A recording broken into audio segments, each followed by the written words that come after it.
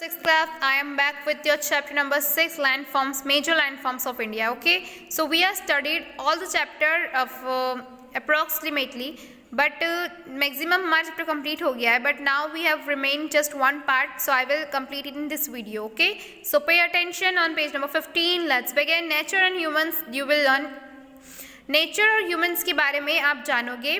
Think in pairs and answer the following question. Why did the government of India start the Swachh Bharat mission? Do you have any idea why India had started Swachh Bharat mission? क्या आपको लगता है कि मतलब स्वच्छ Bharat mission क्यों start किया गया था? क्या आपको इसके बारे में कुछ पता है तो आप बता सकते हो. Why should we avoid using nature in a careless manner? हमें क्यों नेचर को एक बेपरवाह से जो हम उसको यूज़ करे जा रहे हैं उसको अवॉइड करना चाहिए, उसे बंद करना चाहिए. How can we use the land in a better way? हम लैंड को कैसे बेटर वे में यूज़ कर सकते हैं? At least to example. So here is our human activities and the advent of agriculture leads to land clearing, the deforestation on a global scale. Large tracts of land are made suitable for livestock grazing. Livestock grazing it means that जो लोगों की ज़िंदगी जो पूरा तरह से agriculture या फिर ज़मीन से जुड़ी हुई है, livestock. Okay, so pesticides and fertilisers use to fertilise crops leach into the soil and enter the waterways. यहाँ पर आपको जो पेस्टिसाइड्स है और फर्टिलाइजर्स है ये हम यूज़ कर रहे हैं क्रॉप्स को उगाने के लिए, सॉइल को ज़्यादा उपजाऊ बनाने के लिए. Deforestation and construction of man made dams divert water flow in insufficient ways which reduce rainfall to a great extent. यहाँ पे जब हम डिफॉरेस्टेशन कर रहे हैं और वहाँ पर बड़े बड़े डैम्स बना रहे हैं, ये क्या कर रहे हैं, हम एक तरह से नेचर के साथ खिलवाड़ कर रहे हैं. हम पानी के फ्लो को चेंज करने की कोशिश कर रहे हैं जो कि रेनफॉल कम करता है. Less water flowing through river basin also of alters local weather patterns. जो कम पानी रिवर बेसिन्स में जाने मतलब रिवर्स जहाँ से मिलकर बनती है, अगर वहाँ से कम पानी आने लगेगा तो वेदर पैटर्न्स में आप चेंज ऑफकोर्स देखोगे. Moreover, for many other economic activities, humans build dams, divert the river's course, dig canals and do mining activities which affect the nature. और हम क्या करे जा रहे हैं आज के टाइम पे, हम इकोनॉमिक एक्टिविटी को डेवलप करने के लिए ज़्यादा सारे डैम बनाए जा रहे हैं, रिवर्स को डाइवर्ट करते जा रहे हैं because to make factories, dig canals बड़े बड़े खोद रहे हैं, माइनिंग एक्टिविटीज़ बढ़ गई है जो सारा के सारा नेचर के लिए हार्मफुल है. Not only this, the building of towns and cities, industries, chemicals and organic pollutants and manufacture of plastic leads to global warming.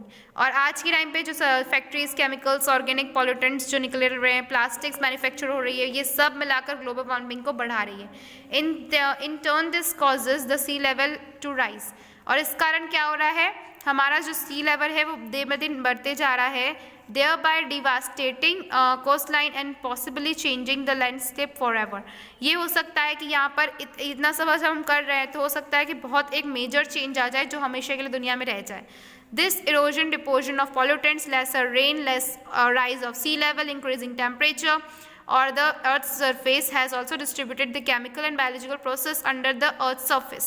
यहाँ पर ना ही सिर्फ हमें ज़मीन में ऊपरी तरह ये सब चेंजेस देखने मिलेंगे, लेकिन अंदरूनी बहुत कुछ चेंज आ रहा है जो हमको नज़र नहीं आ रहा है अर्थ के अंदर, बिकॉज ये जो और इरोजन हो रहा है, सी लेवल का बढ़ना, टेम्परेचर का बढ़ना, ये सब साइन ही है कि कुछ बहुत अंदर बहुत कुछ डिस्टर्ब्ड है. ये बायोलॉजिकल प्रोसेस जो केमिकल प्रोसेस है ये अर्थ सरफेस को बहुत ज़्यादा हार्म कर रही है. Human adverse activities have a great role in increased devastations such as earthquake, floods and droughts that have changed the landforms to a large extent. और यही चीज़ें जो earthquake आती है, floods आता है, क्योंकि हम प्रॉपर क्या कर रहे हैं, हम कहीं ना कहीं वेदर के साथ छेड़छाड़ कर रहे हैं. और वेदर के साथ छेड़छाड़ करने का मतलब है कि यहाँ पर कुछ ना कुछ अनहोनी होनी है. तो यहाँ पर ऐसे लैंडफॉर्म्स में चेंजेस आते ही हैं. जब फ्लड आता है तो पानी के साथ मिट्टी भी खिसक के आती है और जो मिट्टी फ्लो हो जाती है तो वो मिट्टी जहाँ जमा होती है वहाँ पर वो लैंडफॉर्म्स चेंज हो जाता है.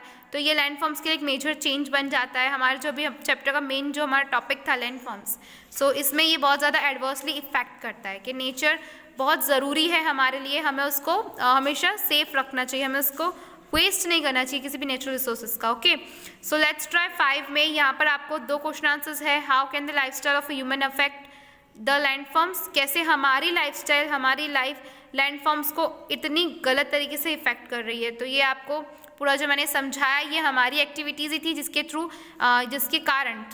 कारण ये लैंडफॉर्म्स चेंज हो रहे हैं। How does agriculture disturb the landforms, agriculture कैसे डिस्फॉर्म करे, तो वो मैंने अभी आपको फर्टिलाइज़र वाला जो पैरा समझाया था कि फर्टिलाइज़र डालना सब उगाने के लिए ज़मीन में, ये सब कहीं ना कहीं ज़मीन को अंदर से ख़राब कर रहे हैं। डेट्स रिमेंबर में आपको क्विक रिवीजन दिया है पूरे चैप्टर का। लैंडफॉर्म्स पढ़ा हमने, इंटरनल प्रोसेस पढ़ा, एक्सटर्नल प्रोसेस पढ़ा, माउंटेन्स के बारे में पढ़ा हमने। लैंडफॉर्म्स में 3 मेन चीज़ पढ़ी, माउंटेन, प्लेट्यूज और प्लेन्स। तो माउंटेन्स में हमने fold young and old young fold mountains, block mountain, volcanic mountain, इनके बारे में डीपली स्टडी किया।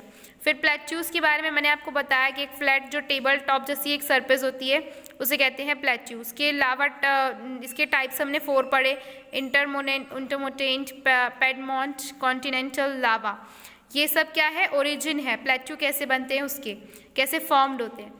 प्लेन्स के बारे में मैंने आपको समझाया था, इरोजनल, डिस्पोजिशनल और स्ट्रक्चरल, ये सारे क्या है प्लेन्स के बनने के कारण। यहाँ पे आपको दिया हुआ है बियॉन्ड आवर बॉर्डर्स में, after 1973 the modern Chipko movement started in Uttarakhand under the aegis of Sunderlal Bahuguna, a noted Garhwali environmentalist to save trees. यहाँ पर एक नया इन्होंने आंदोलन शुरू किया था 1973 में, जो चिपको मूवमेंट है, इसके बारे में ऑफकोर्स आपने सुना ही होगा बिकॉज ये बहुत फेमस जो है मूवमेंट था उत्तराखंड का, इसको सुंदरलाल जी ने स्टार्ट किया था। फिर the difference between natural and man made disaster is the element of human intent और negligence that leads to human suffering and environmental damage. ये जो हम नेचुरल और मैन मेड में जो डिज़ास्टर में चेंजेस लाते जा रहे हैं, जो नेचुरली हुआ करता था और हमने जितना चेंजेस लाया है मैन मेड चीज़ों से, क्योंकि आज के टाइम पे आप देख रहे हैं डिज़ास्टर नेचुरल तो बहुत ज़्यादा ही बढ़ गए हैं और मैन मेड भी होते जा रहे हैं, क्योंकि एक्सीडेंट्स जो हो रहे हैं ये सब हमारे करने के अनुसार ही हो रहा है। और कहीं ना कहीं हम नेचुरल डिज़ास्टर के भी हम ही इनडायरेक्ट रीज़न है। Natural disaster man has direct hand there occurrence, और इस कारण बहुत सारा एनवायरनमेंट सफ़र कर रहा है और ह्यूमन भी साथ में इसके साथ सफ़र कर रहा है। One of the most horrific disaster was in Puerto Rico in 2009। एक बहुत ही डरावना या बोल सकते हैं बहुत ही दर्दनाक हादसा डिज़ास्टर का हुआ था रिको 2009 में। It was so intense that it even set of a natural disaster in earthquake. इसे हम इतना खराब बोल सकते हैं कि ये एक नेचुरल डिज़ास्टर अर्थक्वेक जैसा था। The actual explosion was caused by a large clothing tank at the Caribbean Petroleum Corporation oil refinery and oil depot।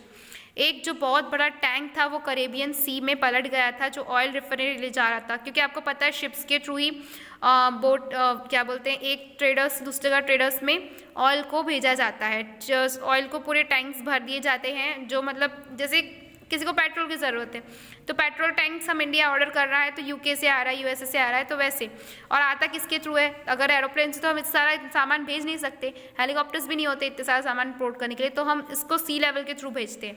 तो एक कैरेबियन सी में एक ऑयल रिफाइनरी टैंक पूरा पलट गया था, जिसके कारण क्या हुआ था कि कजाकिस्तान और उज़्बेकिस्तान जो रास्ता था अरेलियन सी वो इधर इनके बीच से होकर गुजरता था, has now disappear due to diversion of river resources for irrigational purpose. The fourth largest inland body of water is now a drained salty plain. Pesticide and fertilizer and runoff from nearby farms polluted the remaining water, leaving behind toxic dust. When the water evaporated, the event has resulted in many poisonous landforms.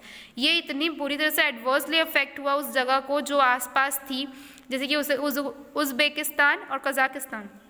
यहाँ पर उन लोगों की irrigations फसल सब बर्बाद हो गई, क्योंकि जो पानी वो लोग यूज़ करते थे सी लेवल का, वो वाला पानी अब इतना ज़्यादा गंदा हो चुका था कि वो उसको कहीं भी यूज़ करने लायक नहीं छोड़ा था, वो पूरा टॉक्सिक हो चुका था, पूरा उधर की हवा बदल चुकी थी। इस कारण यहाँ पे बहुत बड़ा एक मेजर लॉस हुआ था। इवन जो पानी है वो पूरा काला दिखने लगा था, ऐसा वहाँ पर जो रिवर्स, खुद सोचो आपकी अगर पूरी रिवर काली हो जाए तो बेचारे कैसे जिएंगे उसके आसपास के लोग। सो ये एक बहुत बड़ा एडवर्स इफेक्ट था। वीक केयर में दिया है human activities in the name of development are a great threat to the landforms. एक सबसे बड़ा खतरा जो है वो ह्यूमन से है कि ह्यूमन जिसको डेवलपमेंट बोल बोल के ह्यूमन एक्टिविटीज़ कर रहा है वो सबसे ज़्यादा डैमेज कर रहा है हमारे लैंडफॉर्म्स को। Think of the ways to protect land formations from damage. आपको अपना दिमाग लगाना है कि आप क्या कुछ ऐसी मेथड्स बना सकते हैं या कुछ ऐसी टेक्निक्स निकाल सकते हैं जिससे हम लैंडफॉर्म्स को डैमेज होने से बचा सकें। So here our chapter was completed. Okay, मिलते हैं नेक्स्ट सेशन में with the new chapter. Good bye all of you.